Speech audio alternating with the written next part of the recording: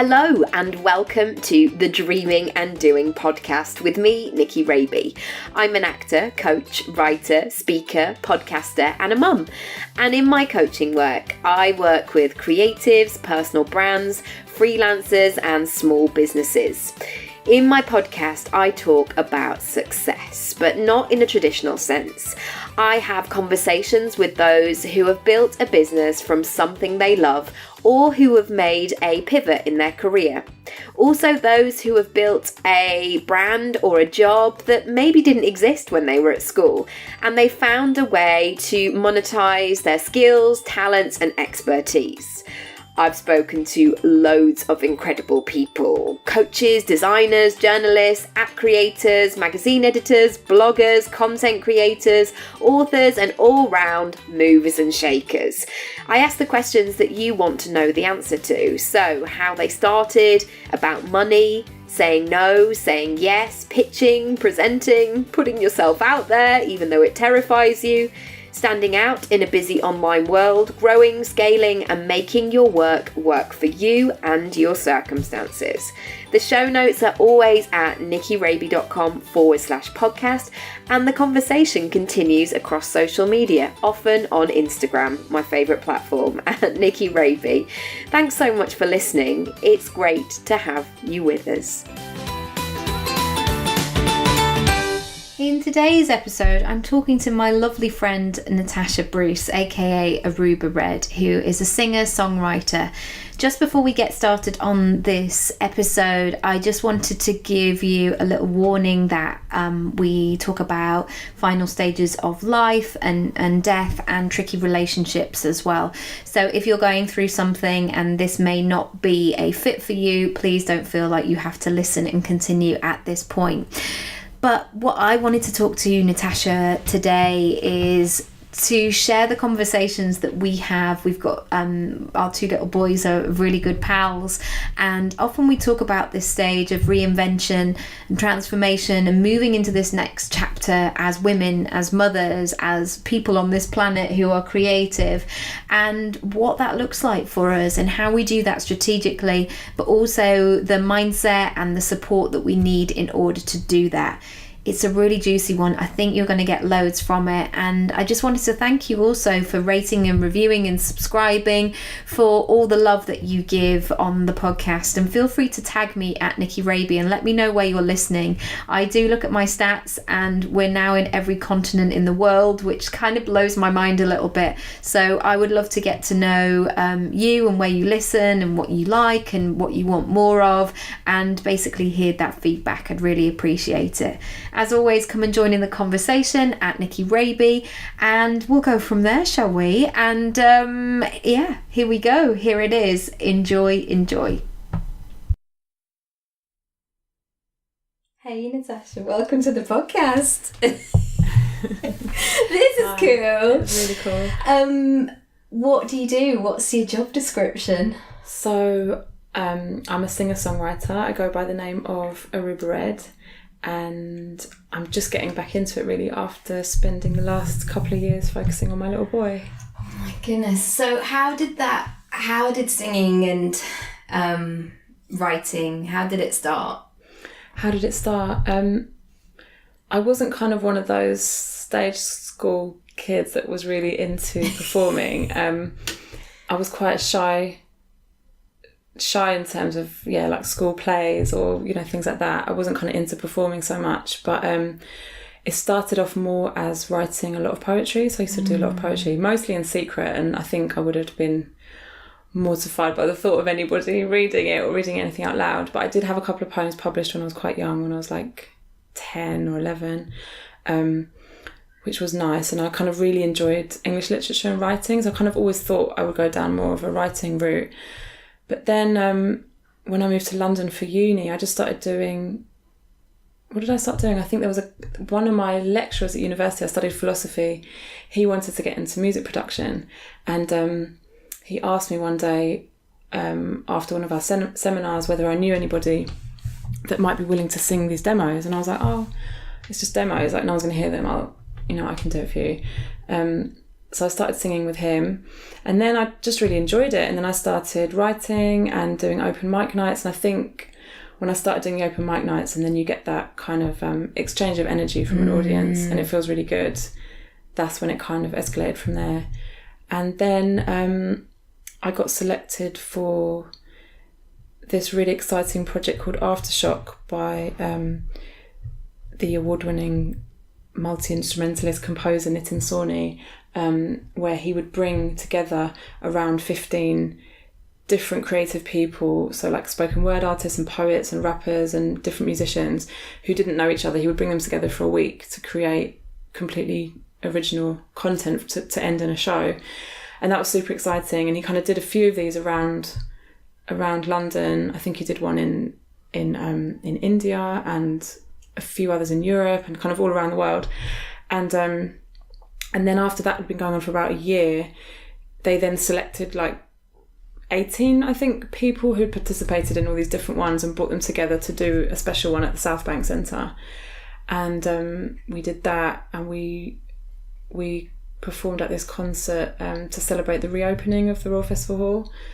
And then we got selected as emerging artists in residence, and that was 10 years ago now, which is crazy. Whoa! And he still continued to be such a champion of like being in your circle, he being really in has, your world, and it's so great when you meet those people who just definitely go, yeah, go on, kid. Well, he was just very instrumental in me kind of deciding that this is something that I actually wanted to do and felt confident enough to try and do as a career rather than just as a creative outlet. So just after that residency started, we then wrote a song together which featured on his album London Undersound, and that song is called Last Train to Midnight. So we did that together, which was really nice. And then I got artist support, a few different artists on their tours, and I released my first debut album and then a few EPs, and I just kind of, it was all still very kind of grassroots and low key, but I was just really enjoying being creative and just seeing where it took me, really.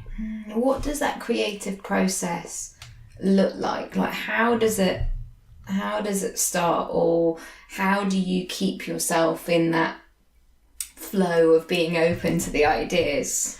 I think when I first started writing songs, they would just happen. Like I literally felt as if it wasn't really about me necessarily. It was like you're this vessel and something's kind of almost passing through you and you're just there to write it down onto a piece of paper. So the whole song would just kind of like, the melody and the words would kind of come very, very quickly. That was when I was kind of mainly writing on my own. Then as I started collaborating with other musicians, the collaborative process is really important in terms of what I do, and I love working with other people. So now I really enjoy, actually booking in to do a writing session with somebody, and if the vibe is right and the energy is right, then we can kind of write a song. We'll get a song kind of done and recorded within like even 3 hours. Like it doesn't really take long. But if it's right, if it's not right, you can be sitting there all day and like nothing's going to happen. Do you know what I mean? So it's kind of it's like if you went on a date with somebody pretty quick and you're like, oh no, this is not going to last very long at all. But I think there is something to be said that if you want this to be your career, you kind of have to learn how to not necessarily have it on tap, but you need to be able to get into the right mindset to create when you have that opportunity to create. And I think after having my little boy, that really helped that, because time is so much more limited. And I'll mainly work for literally like have a 3-hour slot in the morning when he's at nursery, from like 9 o'clock. So it's very different to how I used to work. Like I used to be in the studio all night and kind of end up just hanging out and just being there and kind of getting in the zone and whatever. Whereas now it's like, right, we've got 3 hours. Let's just, bang it out. Quick, let's make this magic happen. So you're so right, because I think sometimes, especially with creative stuff, it feels like the business side is never spoken about, or it's all to do with the glamour of being a starving artist, or like being in the zone, or writer's block is seen as such a huge thing. And sometimes you have to you just have to go for it, and you have to give yourself that time and space, as you mentioned. How do you view creativity now, since having your lovely boy, and how has motherhood changed your writing and what you bring to the table?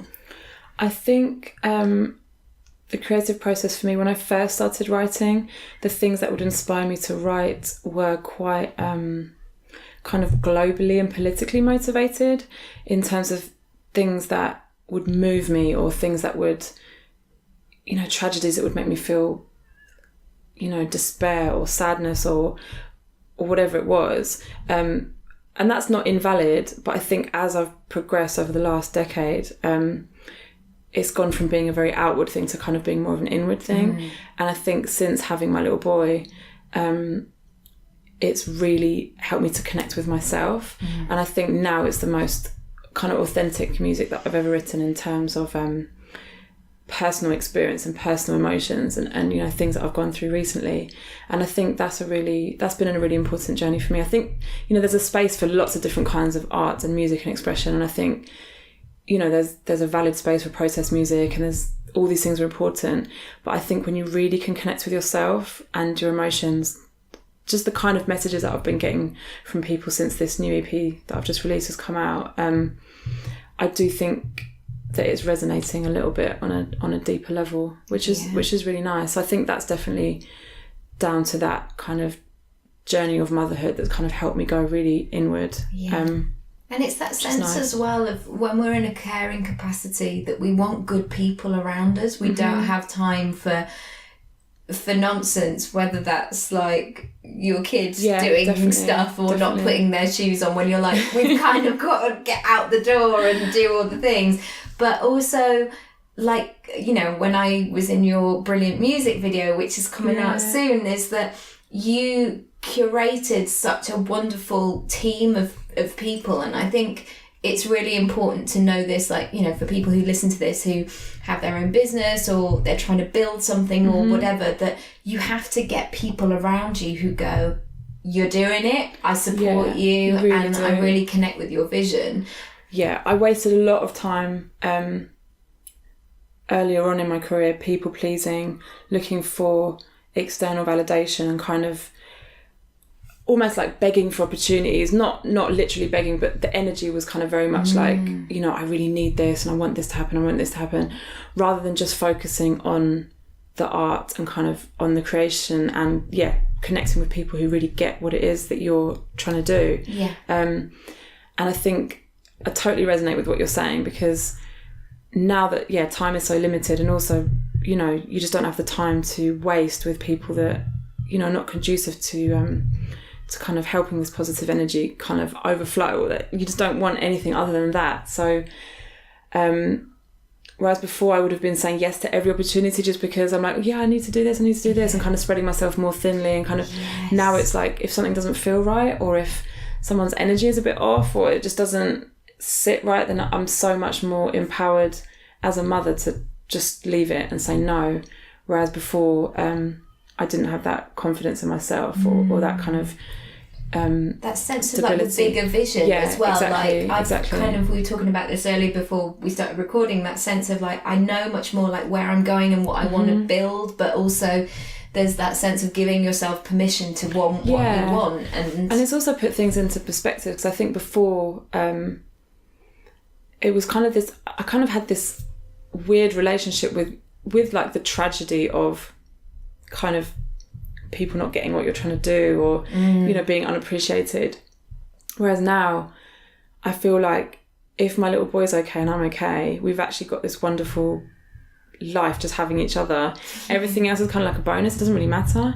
Like this music that I've written now and that I'm creating, it's for myself and for my family. And I've said this a few times, it's like me and Che will listen to it and he'll sing along to it and dance around the living room. That's enough for me. Obviously, it's amazing if it resonates with people. It's amazing if it can, generate an income from your creative endeavours. That's the dream. But at the same time, it's okay everything's okay, like it's all fine. There's not this desperation attached to it anymore. And that sense of intention, like knowing why you're doing something, is really key, because I think as well as a creative, sometimes you get opportunities where you're like, I mean, on one hand it sounds good, but you get that, I get it in the pit of my stomach sometimes, but this is a no. This is an absolute no. Yeah. And Matt and I had it a couple of years ago where we were invited. I'm not going to go into details on the podcast, but if you want to email me separately, I will tell you what it is. But we were invited in for this casting for the two of us, and had we got it, it would have been £25,000. Wow, okay. So it's not like, you know, a packet of crisps and a sandwich. It's kind of... It would have been big money, but it wasn't the right fit for either of us. That was not, and because of, I guess, of what we do and having a personal brand and all of that sort of stuff, you really have to tap into your own values. And it's so important. And you're doing lots of work around this, aren't you? Like going to the next steps of going, what do you want to build? What's important? And totally. You have to feel right about what you're doing, otherwise it won't lead to, you know, positive things down the line. I don't think. You have to feel good about it. What are the things that you do every day that just make you feel good and centered? Or, you know, because being a mum and doing lots of different things and like getting back to emails or like having a lack of sleep or things like that, what is the stuff that helps you recenter and not let your head, like we all do, kind of go into that sort of zone? I think that's really important. I think just being aware of that is the first step. Being aware of when you're going down a bit of a spiral, or when you're, you know, your breathing is a bit erratic and you're just kind of... Your voice is you're going a bit manic. For me, I think the quickest thing that helps me with that is literally just going outside and looking up. Like it can be as simple as that, literally just going outside and just looking up, and it might sound mad, but just literally looking at the trees or looking at the colour of the green against the colour of the sky, and kind of just taking a moment and just breathing and just kind of realising what we're actually all connected with, rather than all this other noise that is kind of in the way. And I mean, that even works for my little boy when he's having, you know, a meltdown. Just getting him to look up. I think it just kind of helps you lift out of your, you know, your lower self. Yeah, it just kind of helps you kind of... get where you need to be in that moment. So that really helps me. In terms of more, you know, ritualistic things, I practice Reiki on myself every evening before I go to sleep. So that really helps me I feel it helps me have a better quality of sleep. My little boy's not the best sleeper in the world, so I've, you know, he's going to be 3 at Christmas, and so it's been, you know, nearly 3 years of, you know, sleep deprivation, which I'm sure a lot of parents can relate to. But I've been bringing him up on my own as well, so it's kind of that, you know, never have a night off, kind of up multiple times every night for 3 years. You know, it can, you know, it can start getting to you. Yeah, but there's nothing charming about sleep deprivation. No, there isn't, or kind of glamorous about it, where it's... Yeah. But I find the Reiki really helps with it. It calms me just before bed, so I try not to... What does that look like? So I've just trained in Reiki 1, so it's, you know, the first stage, which allows you to practice on yourself and close friends and family. And it's just a series of hand movements, mainly across different parts of your face. And then your chest, and then you kind of gradually work down, you know, over your body. And it can be anything from a few moments to, you know, a full hour. Like, I never get to the full hour because it puts me to sleep. But you can also then use it if you've got any ailments in your body. You can kind of, you know, just bring that healing energy to it. Whether you believe in the, you know, how much it works or not, it's just a very calming, ritualistic thing to do. And I think doing that rather than scrolling through your Instagram or rather than, I don't know, engaging in any kind of electronic thing before you go to sleep, it helps me. So the way that the way that I kind of like deal with the lack of sleep is that, so the Reiki, and then I'm a really big believer in kind of working quite strategically on manifestations and kind of positive affirmations. So I kind of discovered the effectiveness of it for me when I decided to have a home birth with my little boy, I kind of always knew that I didn't want to go to a hospital, just because I hadn't had a positive experience of hospitals, especially when my dad was not very well before he passed away. And obviously hospitals are amazing places when we need them, but I just kind of wanted to go into the whole birth thing as like, if I need it, but not as the first point. And I just think wherever a woman feels safe is the right place for her. So I'm not anti-hospitals. It's just for me, I don't feel safe there. So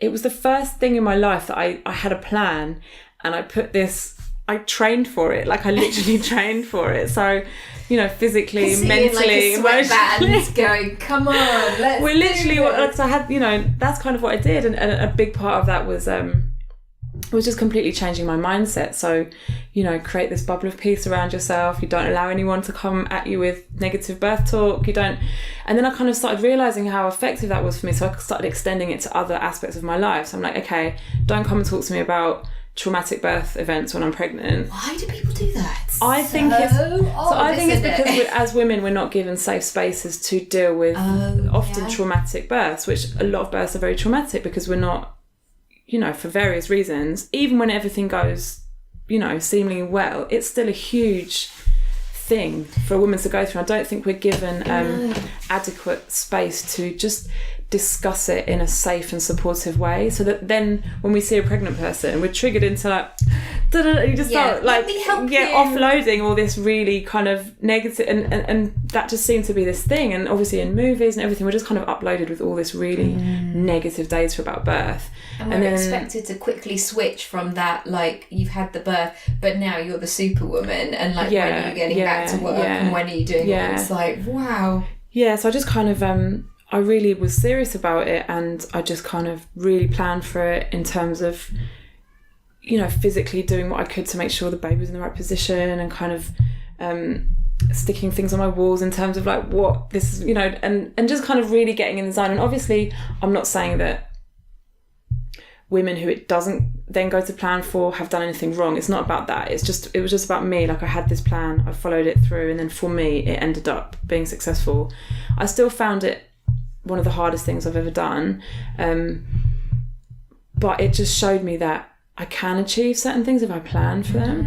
And I think that the affirmations and kind of the manifestations kind of like, it seemed to really help me kind of through that situation. So I then decided to use those things of, you know, self-hypnosis and kind of meditation, and extend it to other aspects of my life. And it just seems to have really had a huge impacted a huge change for me. And just sort of I'm doing the 5 to 10k at the moment. There have been times where I've been running around the streets like, I can't do it, God, you know, the sort of the tread water panicky thing. And actually what I've just got to do, and I'm sure I should probably shout them out loud at some point, like, come on, you can do this. And I've actually forced myself to go past areas where it's like, oh, my labour started there, or that's where my pregnancy yoga is. Because it's those things, like whether you've had a baby or not, like being able to draw on those experiences that you've had in your life where you've really had to dig deep. And, you know, certainly in family situations, you know, we've had moments where me and my mum go, God, I can't believe we're here. I can't believe we're having... And, you know, as you get older as well, more of those sort of situations happen where real life is going on and you're not... you know, I remember there was a time once when my granddad fell in the middle of the night and he was supposed to stay in his bed. He could barely move, but for some reason, like, he'd staggered down the hallway and he ended up in the living room. And I remember having this moment of going, gosh, I need to take care of my granny now. I need to like get her to think carefully, and who can we phone, and getting all these things sorted. And it's knowing that even if you're a mum, but like that moment of going through huge transition in your life, there's another chapter, but you can draw on all the other things from all the other chapters going forward. You're never starting from scratch. Yeah, that's true. True. Where do you see this next chapter going? Do you have a really clear idea, or do you, because this is really different kind of music of sort of, you know, it's a real celebration of, I mean, I know it's mixed, people need to listen to all the bits, but it's sort of, it's very expansive. I mean, it just felt like therapy, really, creating this project. It really, really did. So I stopped doing music a couple of years before I had my baby, because of some quite difficult situations. And it's hard to kind of go into detail, but I was basically kind of advised to stop doing music because it wasn't good enough and people weren't connecting with it and it wasn't making enough money, by somebody who's not in my life anymore. And unfortunately, you know, I allowed all of that negative talk for years to kind of end up convincing me, sadly, that I wasn't good enough to do what I really felt passionate about. And I kind of fell into that trap of comparing myself to a lot of my peers that I'd been kind of coming up with that were doing really well in a commercial sense and kind of, you know, commercially very successful. And that's never what I started doing it for. It's always about expression and kind of just letting things out. And I just think everybody is creative and everybody is artistic. Some people end up getting paid for it and some people don't. That can't be the basis for why you do something. Like, you can be working, you know, in any job and then come home and sing to your kids. It's beautiful. Do you know what I mean? It's not about whether you're getting paid for it or not, but somehow something shifted in terms of the environment that I was existing within, and I allowed that to kind of break me. So I stopped creating music. Financially, things were quite hard, and I was working 2 jobs and having to support somebody else, and it was just kind of, it was a really difficult, emotionally, like, it was a really difficult time, and I didn't really feel that I could talk to anybody about what was really going on. It was hard. It was really hard. Then my dad passed away, and that kind of, I think, started what the only thing that I could describe is as a transformation for me. So me and my sister kind of cared for him the last few days of his life in a way that I think a lot of people in our culture now are not able to. So we were given that, what I see as a real blessing, to kind of really care for him in an intimate way, in the way that he wanted to be cared for. He didn't want to go to hospital. He didn't want to go to hospice. And that felt like a privilege, to kind of be able to care for your parent in the way that, you know, they might have cared for you when you were a baby. And it's kind of, it's very tragic and sad, but also kind of weirdly beautiful. Something very full circle about it. It really was, and just kind of like being with him and knowing every morning that, like, this might be the last sunrise and this might be the last sunset. It was kind of, and then when he was taking his last breaths, you know, the whole family was around his bed, and we in his studio, like, we had this bed set up in his studio with his, you know, his bass guitars on the wall, and my dad was a musician, by the way, to give some relevance to it, and you know, all of the instruments were surrounding him, and you know, we were all just holding his hands and we were with him. And that night, like, it was the early hours of the morning, and when it happened, I just felt this, it was just a very ethereal, kind of beautiful, shrouded glow over everything, and I just felt so connected with, like, the universe. I felt so connected, and I didn't feel that he'd gone. I just felt like it was different.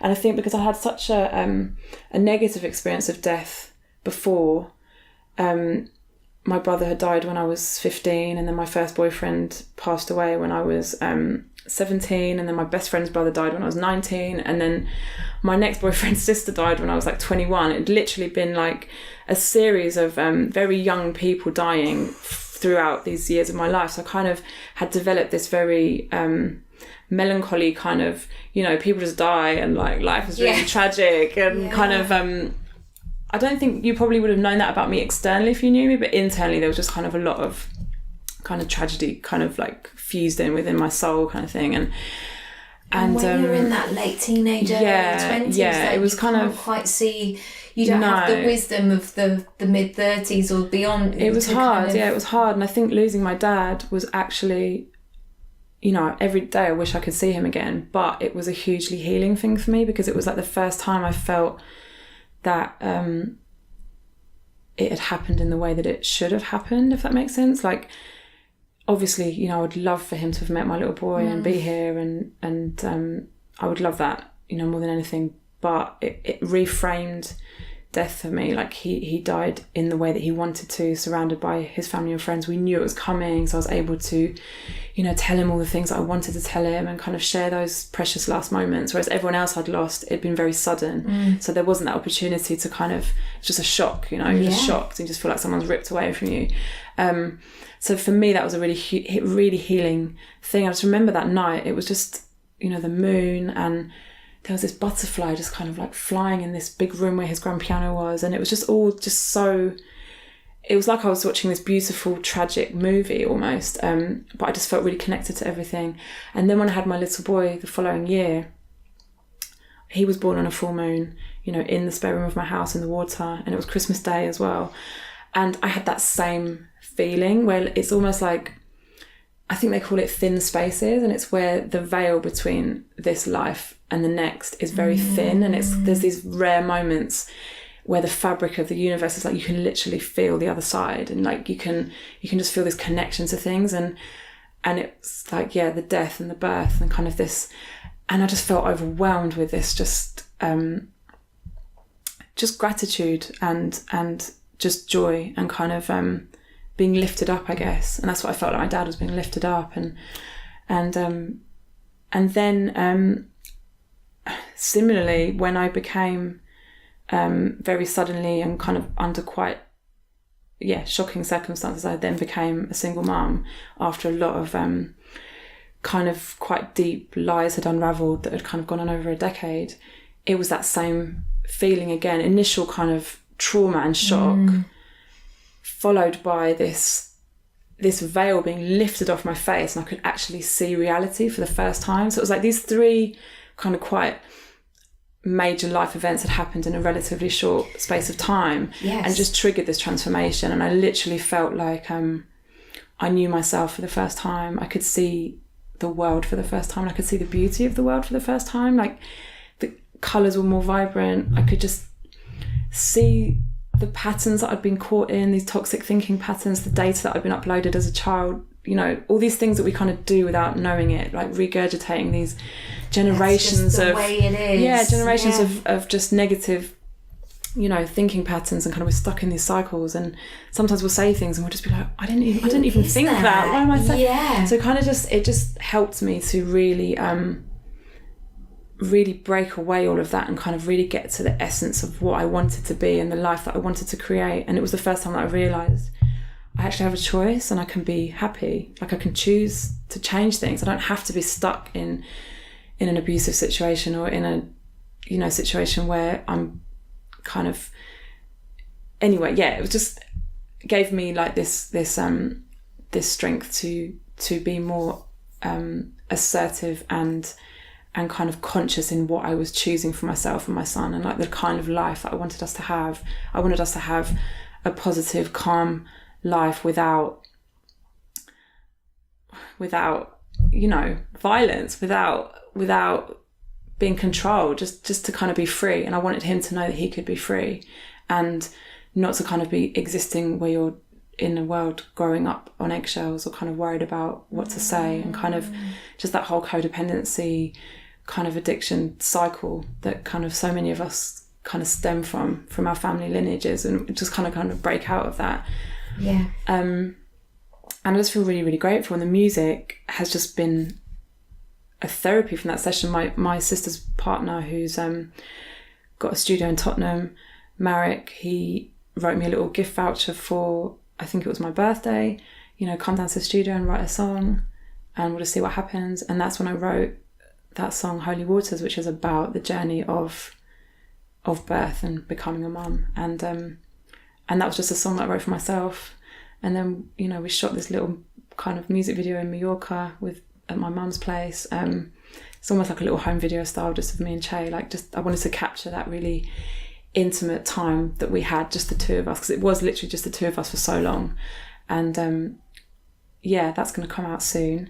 And then I was just like, wow, like I miss being creative. I miss this so much.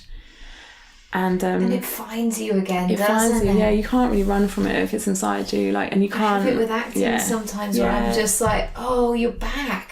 Oh, it's that, it's like a little I don't know, it kind of cracks, you know, you might kind of try and hide it over because you're like, well, maybe it's not the thing, or maybe it was only for that time, but it never leaves you. It doesn't. And, you know, you can have the self-sabotage going on, or you can kind of, you know, we'll pick up on the one negative thing that happened and forget the 100 amazing things, you know? And it's just about finding like a space where we know what we think of ourselves and not allowing anybody else to kind of tell you what to think about yourself, you know? Like, yeah, especially if you're a big dreamer as well, especially if you're like, I want all of the things, because people will tell you otherwise. And sometimes it is the nearest and dearest, you know, oh, what's she up to now? She's so busy, or she's so this. And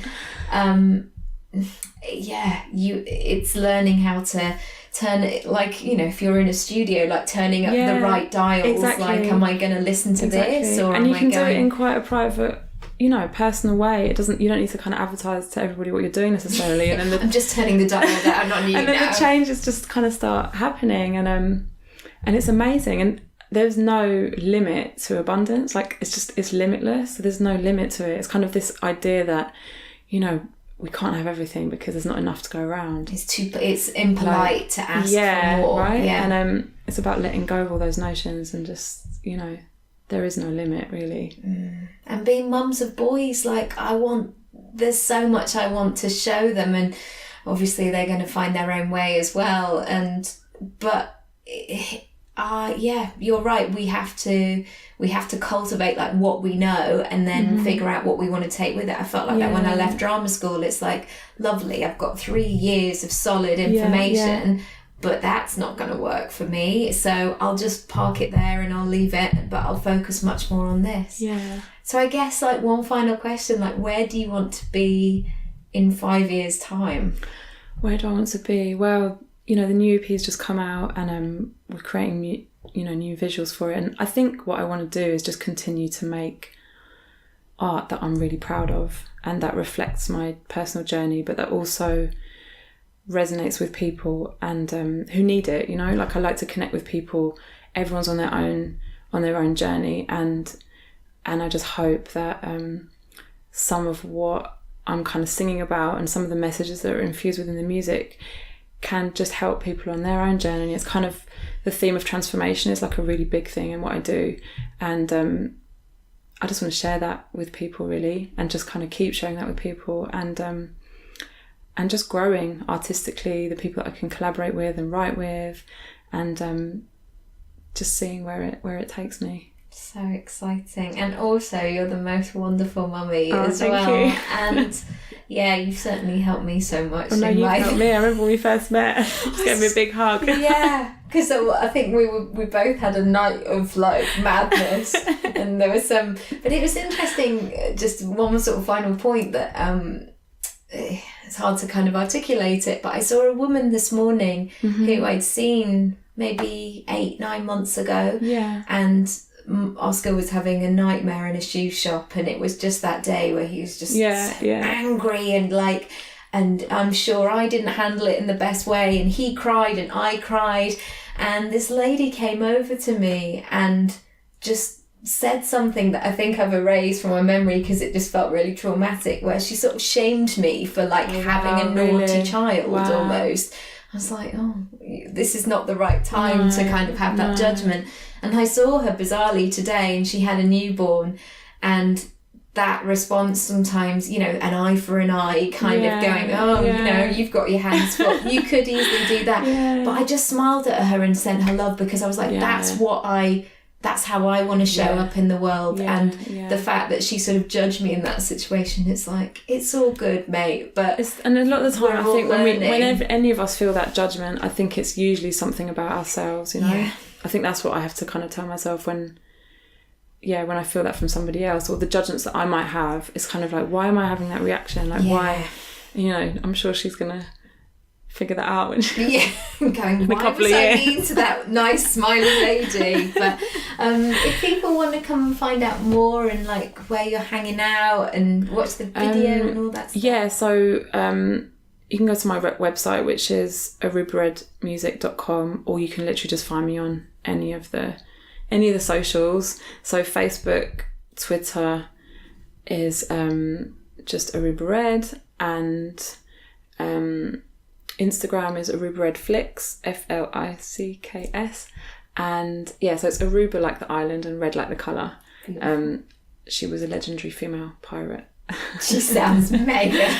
And yeah, the videos should be out soon. So the first one is Goddess Vibes, featuring yourself. Well, that was, but I was just going to say there were so many butterflies that day in the garden. Yeah, it was an amazing day. It was one of those where it was just like the sun was out. It was literally one of the best days of my life. So I know that sounds crazy, but it great. was one of the best days, that shoot. So yeah, my friend, Farah from DNR Films kind of pulled, this amazing project together with me, and yeah, there's so many amazing people involved. There's so many women. I just wanted to. The song is about up leveling, like moving up through levels of consciousness while simultaneously moving back through layers of trauma. So it's kind of this. That's kind of what I feel like I'm in therapy at the moment. I'm kind of like, I feel like I'm moving up by moving back, if that makes sense. And that's what the song is about. And it's about self-love and self-empowerment and celebrating the divine feminine and motherhood and also paying tribute to just some of the amazing women in my life. So we've just, you were there. We shot these, it's almost like moving portraits of these women, just very, diverse beauty and just celebrating, just the amazing energy that, these females have. And and I just think also the people that were kind of involved in the project, like Ashley and the stylist and just everybody that was involved, like it's just a really exciting project, and I can't wait for people to see that one. And then the other video, Holy Waters, is more intimate, me and Che together. So yeah, that you'll be able to see those soon. And the EP is out on iTunes and Apple Music and Spotify and all those places. So you can just type in Aruba Red Holy Waters, and we just reached number 7 on the Hot Albums iTunes chart for R&B and soul, which is very unexpected and really exciting. So I think I saw your screenshot. I was like, Aretha Franklin, like, move aside. It was between like Aretha Franklin and Amy Winehouse. I was like, what's happening here? Like, so that was really nice. That was really, really lovely. So and then also I've got a concert. I'm doing a little show at 100 Club on Oxford Street on the 10th of October, and then Hootenanny in Brixton on the 4th of November. Brilliant. So yeah, there'll be links about that on my stuff. And I'll add it all into the show notes as well. But it's just, it's such an exciting time. And one thing I was just going to finish with was that day of the women that you brought together, it was such a notion of we're just all getting started. I think sometimes there's that pressure of going, I had the best rack when I was 19 and it's like, maybe I did, but I've got other things to offer as a nearly 37-year-old woman. And you know what? There's no expiration date on art. No, or your rack. Is it? You're right. There isn't, right? There isn't. And actually just to be excited about what's to come rather than what's gone by. And I had all these like hang-ups about I need to achieve this before I'm 30 and I need to do this before I have a kid and I need to do that. And it's like now that those things have happened, it's like, whatever. That all those expectations can just fall away and you can literally just do you. And it's like even Oscar said today, like, what's the plan today, Mummy? And I was like, I love being able to like talk about the plan and what we're doing. Yeah, like, we need a good plan. Yeah, and I was like, and also I love the fact that you like to know what we're doing and that you're inquisitive and that you're not one of those like, whatever boys. I'm sure that will come. But thank you so much for sharing. Thank you so much for having me, and also for participating in the video and just sharing your amazing energy. Who doesn't want to be a goddess for the day? I put my flower crown on. I was like, yes, this is me. This is my Sunday best. Goddess vibes. I've actually dried that flower crown. It's hanging in my bedroom. I've still got it. Beautiful. Yeah, amazing. We'll just do that. Like, can I just come and be a goddess for the day? and not do anything. Yeah, definitely. But thank you so much. Thank you so much. Thank you, Nikki. Bye. Bye. Thank you so much for listening. I hope you enjoyed it, and I would love to hear what you thought of the episode and share any takeaways with me. Come and find me across social media at Nikki Raby, or you can visit the podcast page, nikkiraby.com/podcast.